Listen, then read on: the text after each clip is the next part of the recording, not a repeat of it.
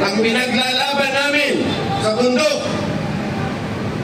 Mamatay-matay na kami doon. 5 beses na ako na-ambush. Ngayon, nakikita ko pa rin na walang pagbabago ang ating bayan. Marami pa rin ang abuso na nakaupo sa ating gobyerno. Ngayon, nakikita ko ang mga abuso ng iba sa atin na dapat ipagtanggol ang ating mga kababayan. Kaya nakakapanlumo ay ang pinaglalaban namin sa kabundukan ay nakikita namin na hindi pala ang tunay na kaaway ng ating mamamayan ay nasa kabundukan, kundi nasa kanayunan. Yung mga korap na officials sa gobyerno na pinababayaan lang natin. Kaya ngayon, panahon na at nakita na natin na ang corruption ay lumalala at ang karamihan sa atin ay nagbabakasakali lang na matulog sa kanilang kabahayan. Sana naman ay makipagtulungan tayo para mawala na itong corruption sa ating bayan. Ang mamamayan ay palalayasin ang masamang espiritu at ang malustos September 15 mabarkahan ng taong bayan. Si General Felizardo Simoy, retired po ito, aminin na natin, galing sa Intelligence Service of the Armed Forces of the Philippines. At siya ay bahagi ng sambayanang Pilipino. Magandang gabi sa lahat. Masaya ako dahil nakikita ko na naman ang mga kasamahan natin ng mga kabataan dito sa pagtitipon para may payag ang ating kalayaan at ang ating karapatan.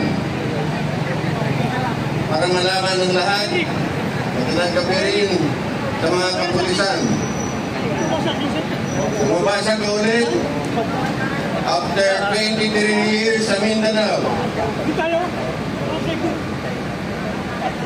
Sana mapagkakag-isip ang ating mga nasa patungkulan ngayon kung paano matutulungan ang ating bayan. Nakikita ko na hindi man lang tayo pinagbibigyan ng magandang lugar kung saan tayo pwede magtipon-tipon. Kawawa naman ang mga maralitang Pilipino. Galing din ako sa maralitang Pilipino. Sa Ingoy pa ako nagsimula sa elementary. Naging member ng Kabataang Makabayan at sumali sa Philippine Army para makatulong sana sa ating bayan. Ngunit ano ang nakikita ko ngayon? Pagkatapos ako mag-retiro sa 2011, ang pinaglalaban namin sa bundok,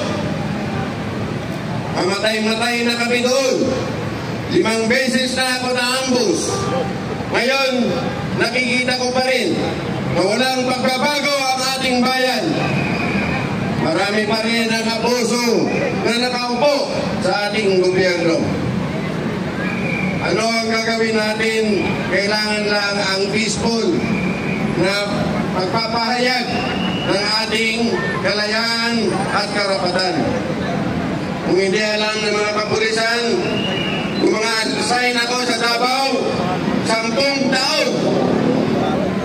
Doon nakikita ko 1981 to 1984. Sa isang buwan, ang pinatay ng Sparrow Unit sa Davao ay 38 policemen in 1 month. Walang lumalaban doon na kapulisan. Kaya kami napunta doon. Kasama ko ang Philippine Marines, 3rd Marine Brigade. Then Colonel Biaso. Ngayon, nakikita ko ang mga abuso ng iba sa atin na dapat ipagtanggol ang ating mga kababayan. Kaya nakakapanlumo ay ang pinaglalaban namin sa kabundukan ay nakikita namin na hindi pala ang tunay na kaaway ng ating mamamayan ay nasa kabundukan, kundi nasa kanayunan. Yung mga korap na officials sa gobyerno na pinababayaan lang natin.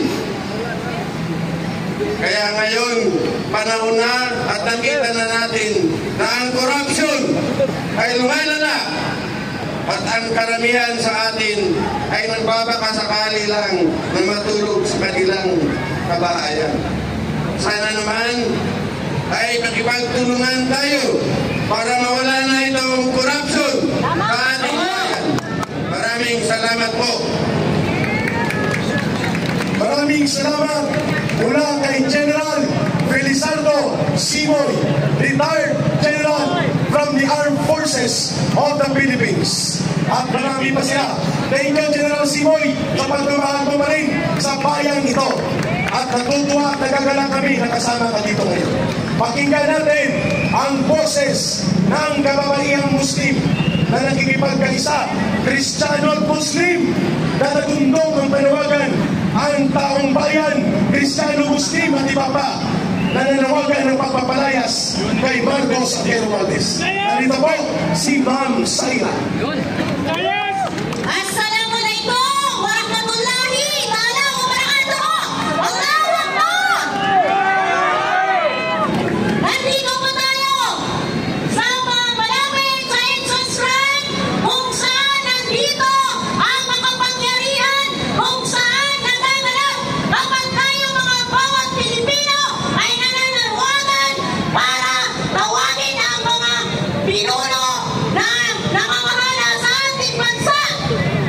Tayo po ay nananawagan kay Pangulong Bongbong Marcos bilang isang Muslim representative ng Muslim Christianity.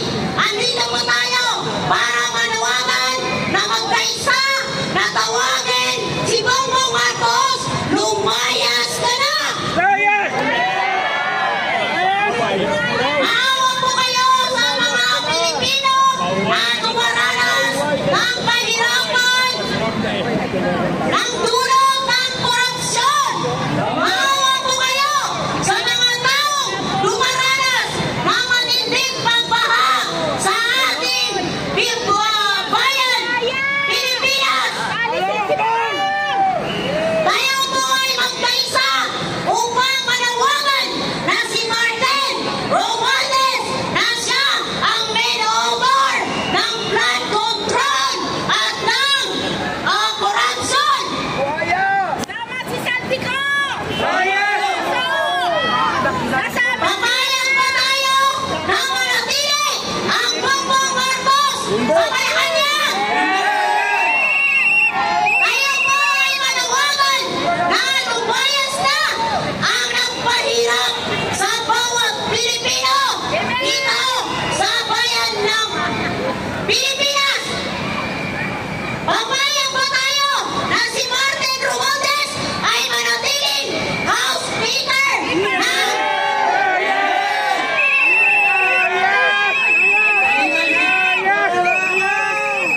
kami po ay nandito, nagsama-sama ang Muslim, Christian, at